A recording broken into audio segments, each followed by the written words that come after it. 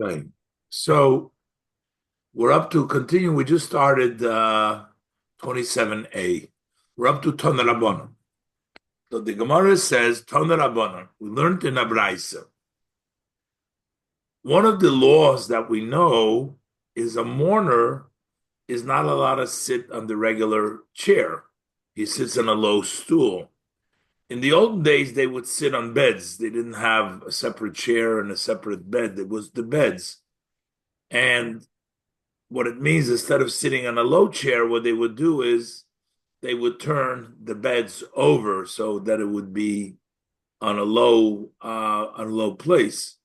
And the question is, from what point do you start to bend the beds, make the low stool? From what point?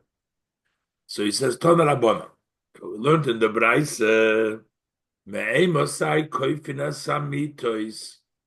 from what point do you bend the beds? You sit on the low chair, or in this case, do you bend the beds? From when? So we have two opinions. We have one opinion of Rabbi Lezer is Mishiyetze Mipesach Beisai.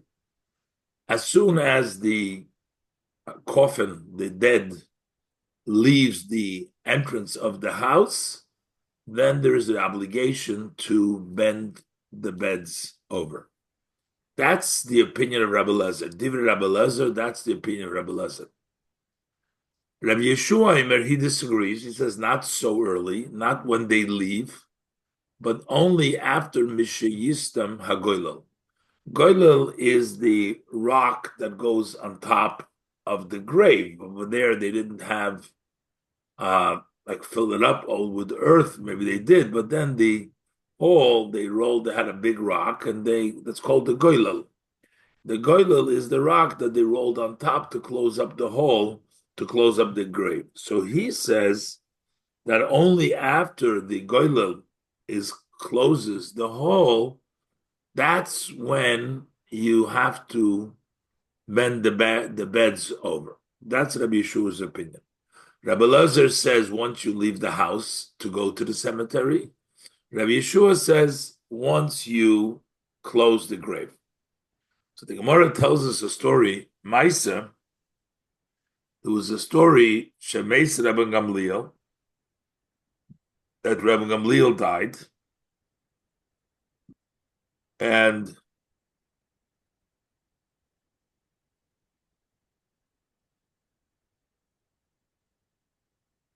what happened? Kevan sheyotza mipesach beisei. As soon as he left the entrance of his home, uh,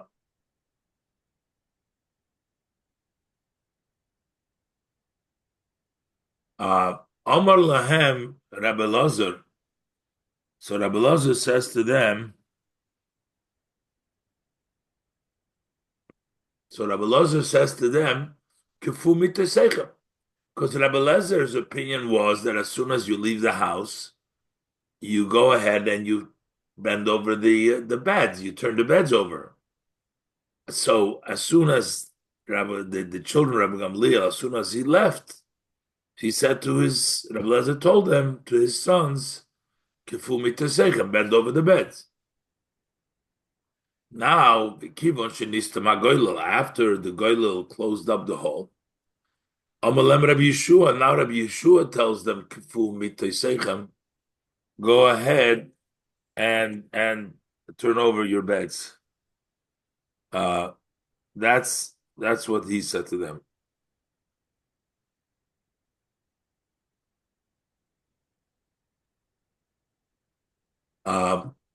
So Amrulai, so they told him, Kfar Kofino al Pizokin, we already turned over our beds based on the instruction of the elder. That was Rabbi Lezer. Rabbi Lezer told him his opinion. So already they turned over their beds, so there was no need for them to do it now when Rabbi Yeshua told them. So each one of them basically instructed to do like his opinion. So he said so they already done it before, so it was no reason to do it again.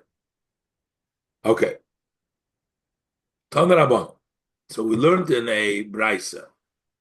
Now the question is on Erev Shabbos, when do you raise the beds? When is Shiva basically over on Erev Shabbos? Ton Rabbanu in the brisa me'ema sai zoikfin as hamito is be'erev Shabbos. From what point do you raise the beds on Erev Shabbos? In other words, when is Shiva over? Basically on Friday. So he says min hamincha l'maylo. That's from the time of mincha and above. The reason he says the time of mincha because mincha is the time that if a person wants to accept the Shabbos early, he can accept it from the time of mincha. So it's possible that mincha should be already Shabbos, because if you accept Shabbos from the time of mincha, that's already Shabbos. So therefore, he says that you have to wait until the time of mincha, and then you can raise the beds from that time on. And Rabbi Barhuna qualifies this statement.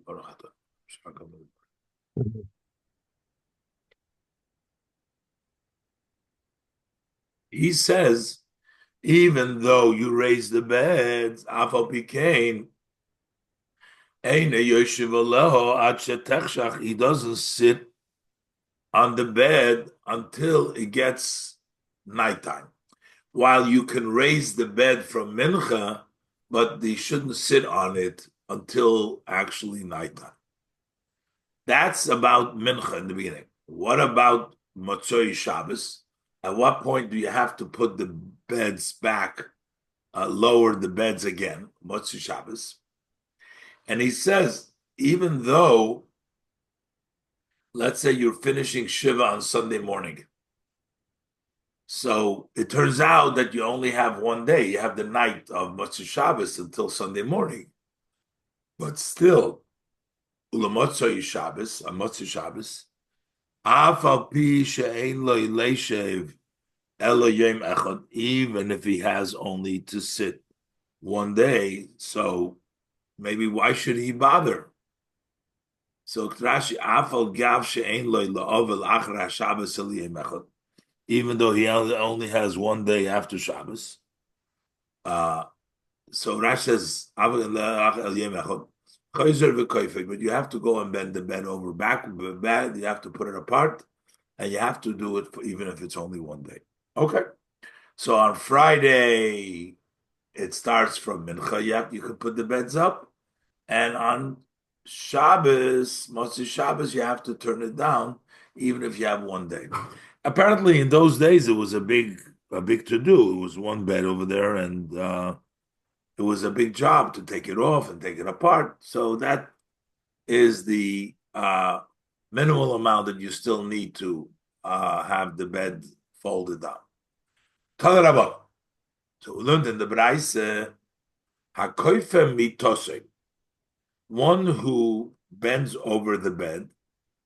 Now, like I said before, so he's a mourner. So let's say he has a bed that he uses.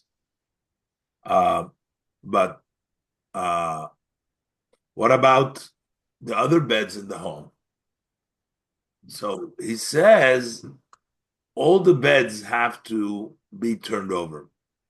I guess the assumption is that he uses the different beds, and therefore they all need to be turned over. Loi mitose bilvadu koifa. Yes? Loi mitose bilvadu koifa. Yeah, I'm in the middle of a shear. I'm in the middle of a shear now. I'm in the middle of a shear. Loi mitose bilvad koifa. He's not only bend his own bed.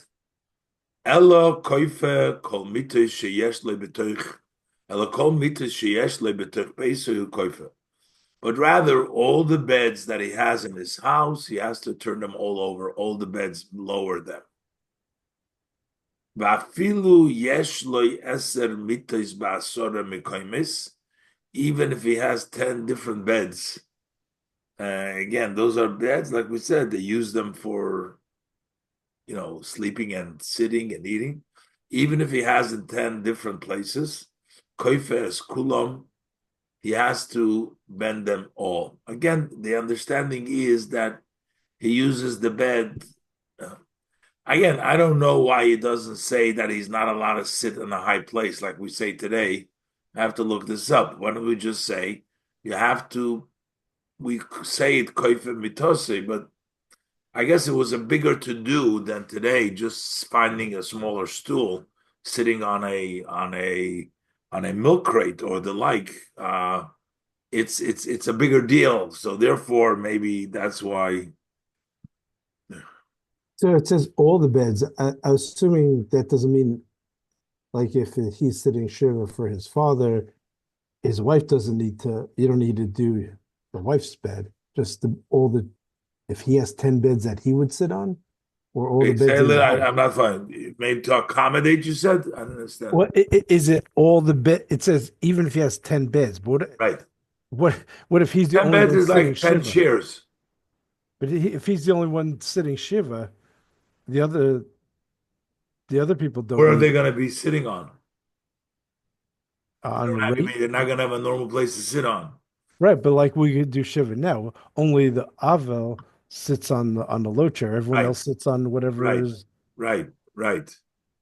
Um, I guess that we're talking about beds that he uses versus they can sit on the floor. We'll see soon. They can sit on the floor. They can sit on other means over there. I guess the beds were part of the furniture of the house, which needed to be bent in order to. You see from this halacha that it's not just that they shouldn't sit, like because like I'm asking, why do we make them bend over the bed? Why don't we just say, don't sit on a high place? Why don't we say that? Apparently, there's something to bending the bed in of itself. That's sort of a symbol, symbolizes, and therefore, all the beds, even in 10 places, that's what he's saying, you have to bend them all. But again, that doesn't apply today. That applied in those days. Today, it's not practical to bend over the bed or anything else. So I'm not sure exactly, but therefore, the says the halacha that you have to do it, and even if you have 10 beds. What does it mean in 10 places? Meaning in 10 different spots in the uh, in the place. So that's an expression of mourning is by having the beds not in their usual way. He says further, "Va'afilu chamisha achim umeis echod." So even if you have five brothers and one of them dies, it's not sufficient for one person uh, to turn over the beds. You need each one of them. Kulam koifin, each one of them turns over their bed, all the brothers. So here too, you see it's more than just sitting on it, because that would be the obvious. If they're mourners, they have to sit there on the bed. But it's something about turning over the bed and to say that it's not sufficient. You're not yotze with one person being koifes amito. Everybody needs to do that. Now the Bryson says further, V'im hoiso mito miyucheda miyuchedes likelim. A bed, again, a bed was like a tall chair, and if it was designated that you put dishes on it, it's somewhat like a dresser. Plus, it's not really a bed. They call it a bed, but if it's a bed, which was, or maybe they kept on the bed, they kept dishes. It's not something that you used to sleep on or to sit on, ain't tzarich l'chapoiso, then you don't need to turn that over because it's not a bed, it's not a sleeping bed, it's not a sitting bed, and you don't have to turn it over. Now, Dargish will see in the Gemara. The Gemara doesn't know itself exactly. The Gemara tries to find out what the Dargish is. According to one's thought of the Gemara, it was like almost like we have today a kise shel Eliyahu. You have a chair that nobody sits on. It's made for Eliyahu.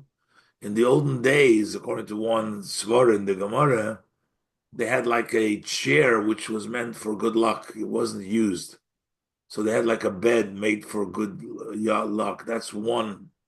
Other people say it's like a leather tied together. Let's see in the Gemara. The Gemara will question exactly what it is. But the Gemara says, Dargish ain't tzarich l'chapoisei. You don't have to turn it over. But you stand it up. Apparently, you can just stand it up. You raise it up. That's sufficient instead of being turning over the bed. That's the opinion. But Shimon ben Gamliel, he says he has a different opinion. He says dargish matir es karbitov. This dargish, what you do is you untie the ropes. Apparently, the dargish, he says, it has ropes. It's tied to the sides of the bed, and you just untie it so the inside falls down. It's no longer tied to the sides. Karbitov, Rashi says, ritzu oisav, it's straps. Shehu ke'ein tarni pinoya. It's like a tarpinoya, whatever, but that means that you undo these straps, and then it falls by itself. Once you untie the straps, it just falls down. Okay. That's what the Brisa said. Now the Gemara is saying, my dargish. What is it? What is dargish? So the Gemara, Amar Ula. So Ula says, Arso de Gada. He says it's a bed. Arso is a bed. Gada is of good fortune. It's like a bed for good fortune. Rashi explains. What does it mean, Arso de Gada? It's mito shemiyachadim oiso lemazel tov. It's a mito that is a sign designated for good fortune, for mazel tov. Ve'em mishtamshim bo klum. You don't use it at all. Elumeyachdin oiso lishrois mazel tov alo. But you set it up, you designate it so that good luck should rest on it. I don't know. This means, just to have a good place to rest, a good mazel, but that's why it seems very much like a kisei shel Eliyahu, like Eliyahu's chair. You don't really use it all the time, but it's meant for that. But this is for a mazel tov. It's a bar to the guy. Yeah, my grandmother had a chair we weren't allowed to sit. Oh yeah, okay. The word gada is mazel, like bogod, God. This is a mazel. So that's the one interpretation of Arso de Gada, a bed of mazel, of good mazel. Amali Rabba, so Rabba challenged this. He says, if that is the meaning of Arso de Gada, so he says, how are you going to explain Kabe Melech de Tanan? It's written with regards to a king. It says in the Mishnah, when the people come to comfort the king, is a mourner. It says, Koloam misubin al haaretz. All the people, they are gathered and leaning, they're on the ground. Behu meisav al hadargish. And he sits on the dargish. So the Gemara is wondering, why is the king going to be sitting on a mazel tov when he's a mourner? So the whole time nobody used it. The king didn't use it. Now all of a sudden we should use this special chair. The Gemara Rabbah doesn't think. So he says, Mi'iko midi. So this is Rabbah's question. Is there then something? Up till now, till the morning, we did not sit on theirs. But hashto misvinon lei. Now we should go ahead and use it. Doesn't seem right to go ahead and use it when we never use it. So matkiv lo Ravashi, my kushya. Ravashi attacked it. He says, "What's the problem? What's the question?" He says, "We find there's certain things that you do, especially honor, for the morning. It says for the king, for example, the meals come to the king. People are mevare. They bring the king the food." So just like you bring him food, you also give him a new place. Why would that be such a question? Why would that be? You're asking. It can't mean that chair of good mazel, because why would the king sit on it what he didn't sit till now? So Rav Ashi attacked this question. This is my question. What kind of a question is this? Midi dahave achila ushtiya. This is similar to the same as the eating and the drinking.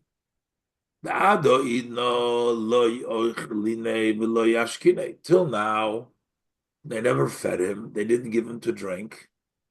It wasn't treated in that way. Now we're feeding him and we're giving him to drink. So just like we're feeding him, giving him to drink, we're also sitting him up on this good fortune chair. Why is that such a problem? So he says, Eli Kashyach, but if you want to challenge the meaning of this Ula's interpretation that it means a bed of good luck, there's another question. That's not a good question you're asking. Question you have to add the Tanya, Dargish ein tzorich lechapoisoi elozokve. It says that the Dargish, we learned in the Braisa, you don't have to turn it over, you just raise it. So that's what we learned in the Braisa that the Gemara brought down before. That Dargish ein tzorich lechapoisoi elozokve. So he's asking the question, the arsa de gado, if it's talking about a bed of this good fortune that you're talking about, why should you not need to turn it over?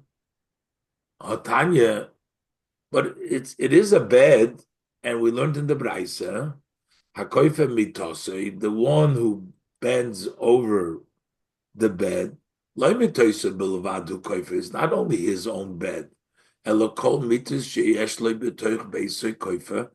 rather all the beds that he has in his home, he will bend them over. So a dargish is also a bed. So why would he not? If the dargish is the bed, is the bed that is made for the good fortune, so why wouldn't he have to be koife just like all the other beds? The Gemara says, I don't understand. What type of question is that also? My kashya. We also learned that if it was a bed that was designated for dishes, then you don't have to turn it over. The Gemara says, this is a same thing as we learned there, that you don't have to turn it over. Yeah, so the Mela, the question that you're asking that you should definitely cover up is not a question.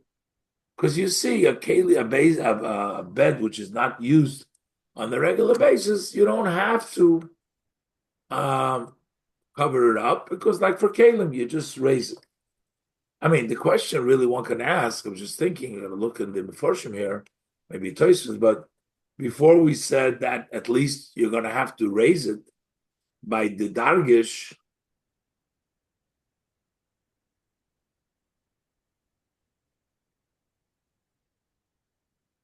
In any event, but the Gemara says it's not a question why you don't have to be koifa this bed, because it's not used. It's just like a bed which is designated for kalim. You don't have to koifa. You don't have to do that also. Even though if it's miyechedes l'kelim, you don't even have to raise it. Here we have to raise it. Maybe this is more. This is not completely like kalim because it's still used for a mazel type, whatever. Maybe sometimes the king sits on it, as we said before. However, the Gemara says li kasha hokasha. But if you have, the Gemara is bent on trying to challenge Ula's interpretation that it means that bed that brings good fortune. So the question that you're going to have is from the second opinion in the Mishnah. It says, Rabbi Shimon ben Gamliel says that dargish, he says what you do is matir karbitov. You untie the straps, and it falls on its own. Oh, you don't have to turn it over. It falls on its own. But if it's that bed of good fortune, my karbitin is what kind of straps is there? I mean, the Gemara knows we don't know exactly what they made. It looks like uh, the leather kinds of mattress that they had or a holder.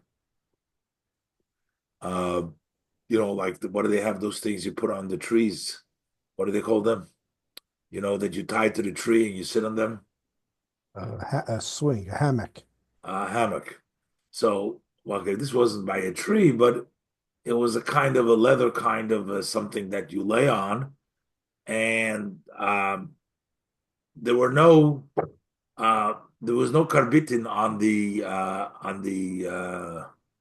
I guess on the dargish over there. It didn't have the hammer does have strings, right? That's what it sits on. But in any ways, the Gemara doesn't think it's that. So the Gemara says, also Ravin, when Ravin came, Amar lei hahur mirabonon v'dachlifa bar marova shmei. So one of the rabbis, his name was Rab Tachlifa. He was from the west, from Eretz Yisrael. Daveshkicha b'shuka de Gildoi. He was in the market of Gildoi, so he knew all kinds of different beds. He says, "My dargish, a dargish is arsa de tzalo. It's a bed made out of leather. It's a leather, it's like the hammock. That's what he said. That's what it is. Itmor nami. We can also learn so. We also Omar Rabbi Yirmiyah said, dargish sirugoi mitoiche. The dargish, the waving is on the inside, meaning the strap ties inside the bed. As Rashi says, sirugoi mitoiche means machnis ritzuos. You put in the straps min choyrei atzei hamita, from the holes in the wood of the bed. There's holes there, so you put in the straps there, and that's inside of the bed. Mita, what a bed is, that is a sirug al gabo. Over there, its strap is on the top, al gabo, that goes on top. The ha'oi, Rashi says, koful al ha'etz. The leather folds over the wood.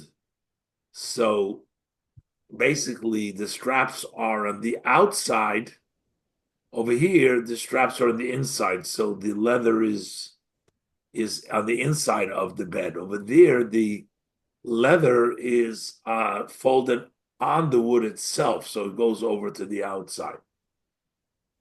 Amar Rabbi Yaakov bar Acha, Amar Rabbi Yeshua ben Levi, Halacha ke Rabbi Shimon ben Gamliel, the Halacha Rabbi Shimon ben Gamliel, that you don't need to pick it up, you can just untie the straps, the bed falls down, and that is sufficient for this special dargish for this bed, the dargish.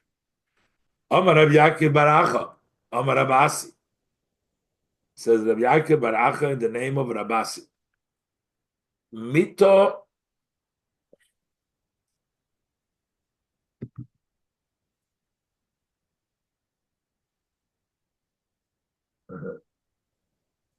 it says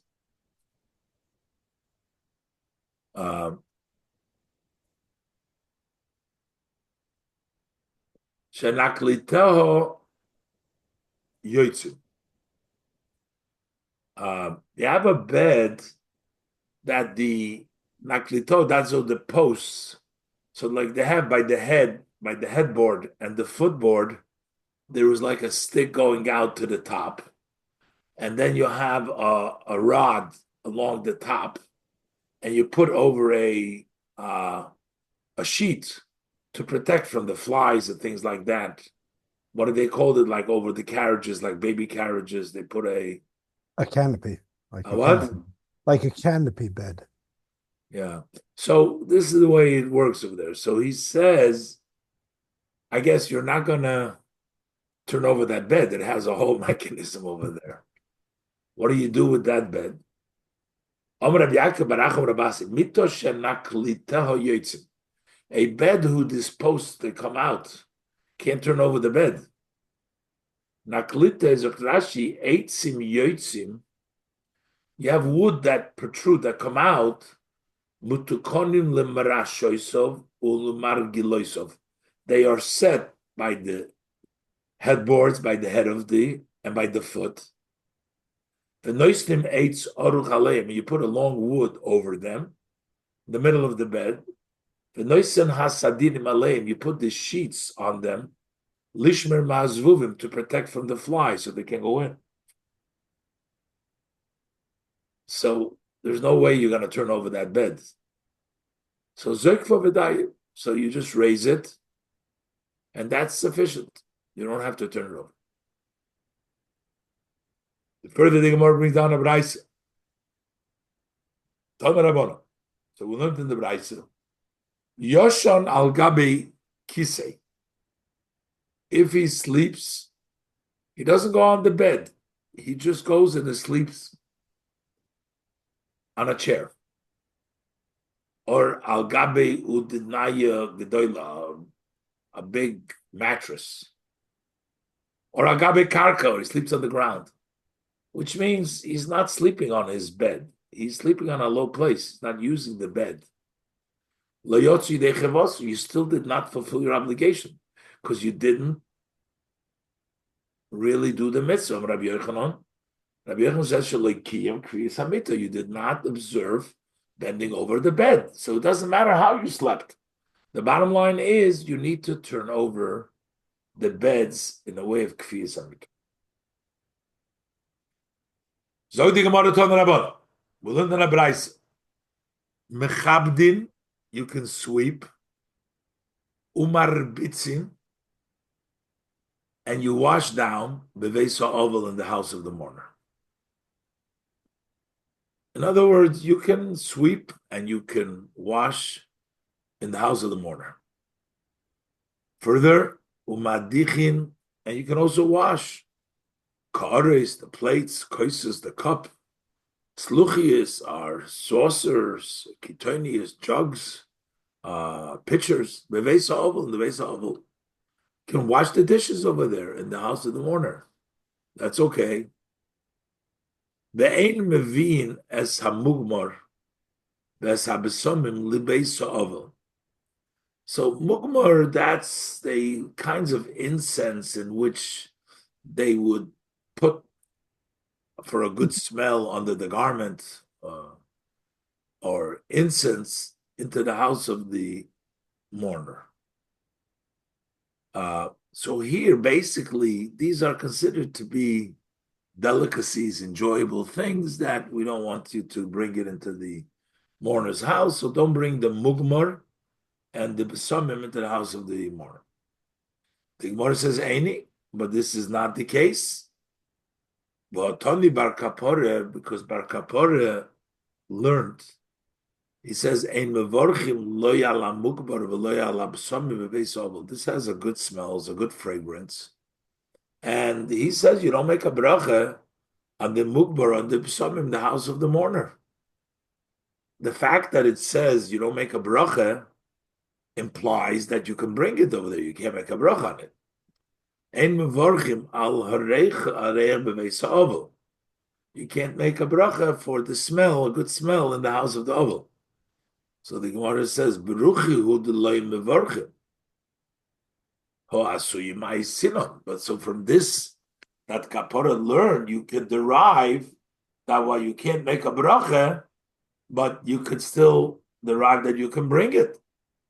Because if you couldn't bring it, why would he have to tell you that you don't make a bracha? Man, not make a bracha means that you bring it, but you can't make a bracha. But now he's saying to you, don't bring it at all. And the Gemara says, Loikashi, this is not a question. Habeves ha'avil, habeves hamanachnu. I'm just trying to think.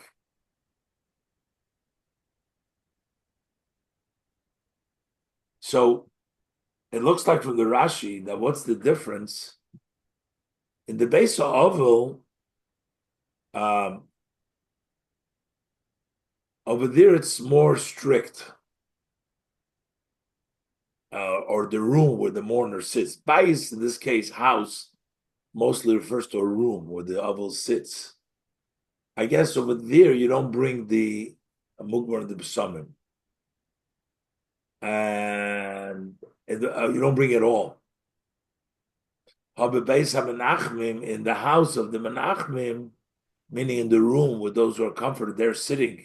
Maybe they're having the meal when they're not comforting. Hamanachmim, Rashi says, Keroivov, Levim, Inyonim Shel Oichrim. They bring food matters. So I guess if they're bringing the food matters, so you therefore make the mugmar and the psamim. Mugmar is also used, I think, for food, making the food better. Also, this is a various process. I said about the clothing. It looks like from Rashi that this is talking about the food because over there in the Bais Hamanachmim, in the house, in the room where the comforters are sitting, so over there you could bring. I think I saw a different shot, but let's just go on. Mishnah, next Mishnah. So the Mishnah in Melichin Lebeis Ha'ovel, that we don't bring the food when we bring to the mourner's house. You have to be careful the way you bring the food. We'll see very interesting the next piece of Gemara. The Gemara said that the rabbis instituted many things in honor to protect the honor of some other people that can't afford, that can't make it, to make sure that they should not be offended. So that's why the Gemara says when people bring food to the mourner's house, you don't bring it not with a tableau, it's a tray, but that denotes a fancy tray or something. Also, loy ba'as kutla. Askutla is a serving dish, is a large bowl. Okay, it's also, these are, looks like more specialty items, not. Askutla Rashi tamchui. Beloy bekonin. Konin would also be a decorative basket called konin. Elo besalim. You just use plain baskets that are put together. Basically, bring the food in simple dishes. And the reason is you don't want to embarrass the other ones who can't afford the nicer dishes. So you say, everybody just bring in the simple dishes. There's a special bracha you do for the Avelim, but on Chol Moed we don't do the birchas Avelim. Like also by the cemetery, for example, you will not do the tzaddik hadin. We're not going to do the different parts. But you would stand in a line and you would comfort. And then after they Menachem, you send away the many.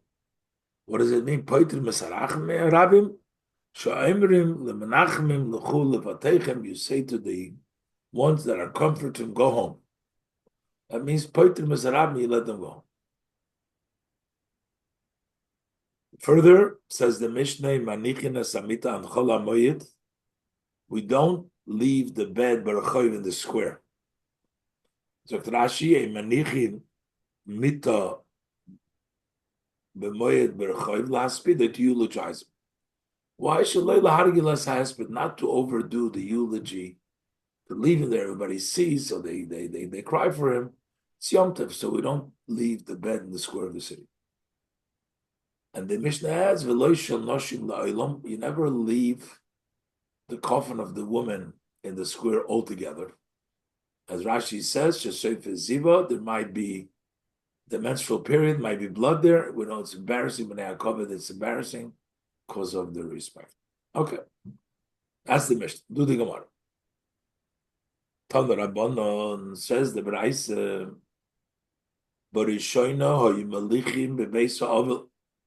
at first, before the rabbis instituted, they would bring to the house of the mourner Ashirim beklotes shel kesev v'shel zov. The rich people used to bring in baskets of silver and gold.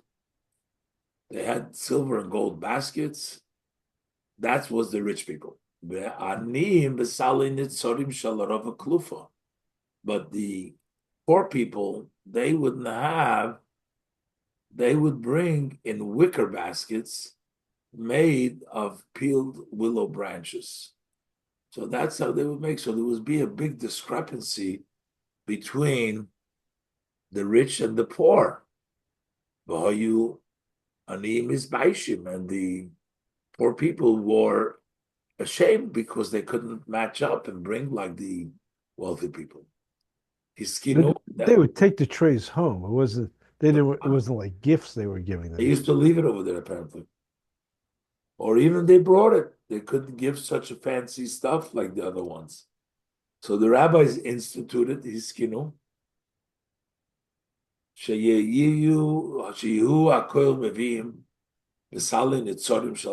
That everybody should bring in these baskets that are made out of peeled willow, just for the protecting the honor of the poor people. Further, we learned in another brayse,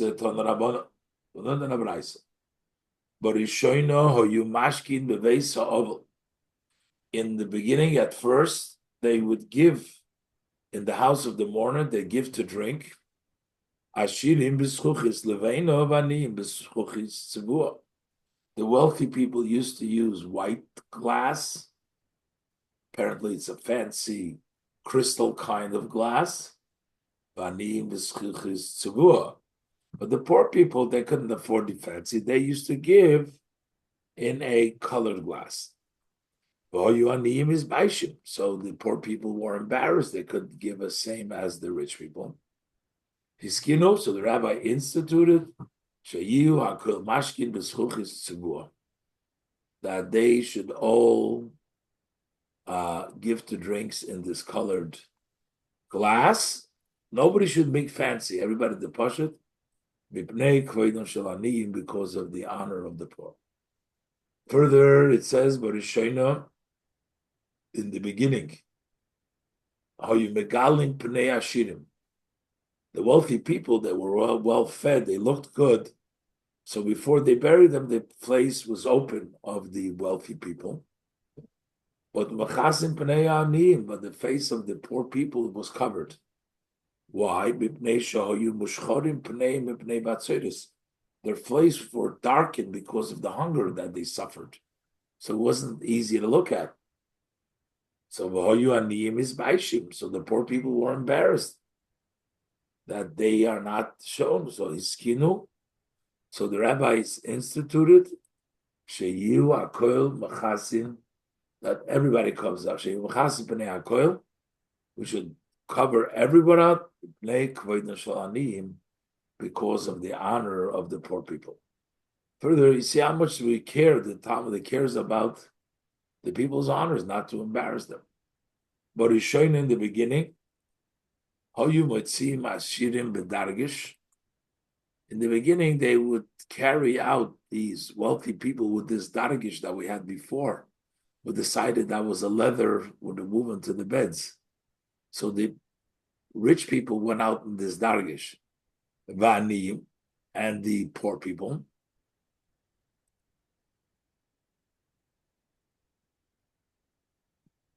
The poor people with kaliko. Kaliko, that's a coffin. That's a regular box. Kaliko is a mitzvah shel mesim. So it turns out, the poor people would be ashamed because they don't use a fancy coffin for them or a dargish for them. Iskinu shehakoil meitzin b'lekaliva. So they instituted that everybody should use the klicha, everybody the same, for the honor of the poor people. Further says the Gemara. That's how we have our current minhag that we only use Simple pine coffin, that's what we make. Mhm. Just nothing fancy, just simple pine. But Rishoina in the beginning, that's the basis of it, in this Gemara. But Rishoina, how you manichin es amugbar, tachas choyli me'ayi mesim. So if the dead person had stomach sickness, so there was a bad odor, so they would put the mugmar to take away the smell. So they would sort of make a statement that this person had a problem, a stomach problem, but so those who lived, they were embarrassed because you're pointing out that sickness to everybody because you're putting down mugmar there. Iskinu, so that's what the rabbis instituted. Sheyehu manichin tachas hakoil, that under everybody you put this mugmar and make the good smell by everybody.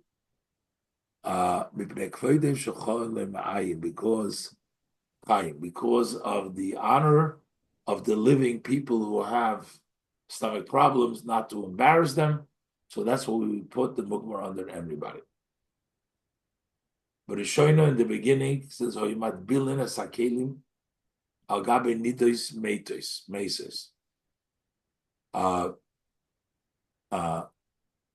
So the women who died and they were nidus, so therefore their kelim that they touched became tame because a nidus is metame kelim. So they used to put the kelim on top of the woman. When they were made the tahara, they would toivel the kelim as well. So Rashi al gabe nidus meses hakelim shenishtamshu b'hem b'oidom b'chayim, those vessels that they used while they were alive, shenitmu b'nigyosom, they became tamei when the nida touched them. Shanida mitama b'nigyosom mekelim. A nida will make a person or kelim tamei when she touches it. So they would take the dishes that she touched and put it on top of her. They would immerse them all to the mikveh. Well, you need this chayis mizbaishes, so the living nidas were embarrassed. Rashi says, because you do for a nida what you don't do for other mesim, so it's embarrassing. Iskinu sheyu madbilim al gabi kol anoshim. So they instituted that they would immerse the dishes on top of all the women, so not to single out the nida woman, because of the honor of the living nidas. Further, in the beginning, they would immerse on top of a zav who had a flow. When he died, they would put the dishes on him because he made him tamei. So the living zav would be embarrassed that they're pointing out the zav, what his sickness. They instituted that they're going to immerse everybody, the dishes on them, because of the honor of the living zav. In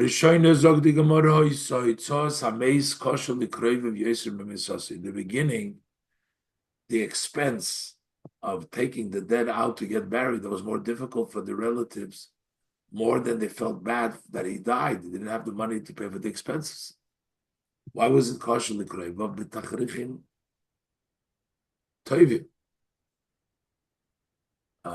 Because they have to buy good shrouds, it's expensive. So they didn't have the money, the relatives. So instead of burying him, they would just leave him But then they didn't run away because they didn't want to have to pay for expensive shrouds. Until Rabbi Gamliel, he was the prince, and he conducted himself with lightheadedness. He went out using flax garments. He used linen. So the people after him conducted themselves to go out with flax.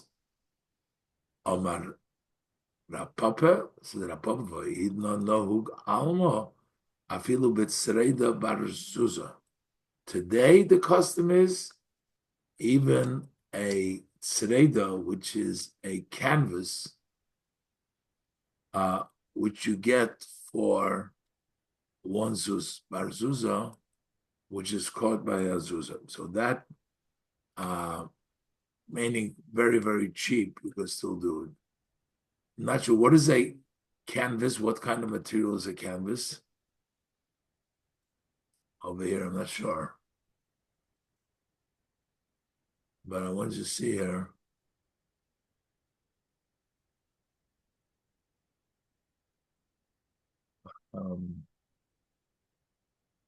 I mean, canvas has to be something that's not very porous. Right? You see, otherwise the paint would just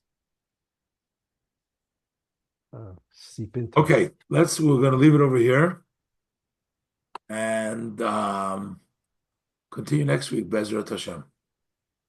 Thank you, Rabbi. Everybody have a good night. Thank you, Rabbi Wolosow. Thank you. Thank you.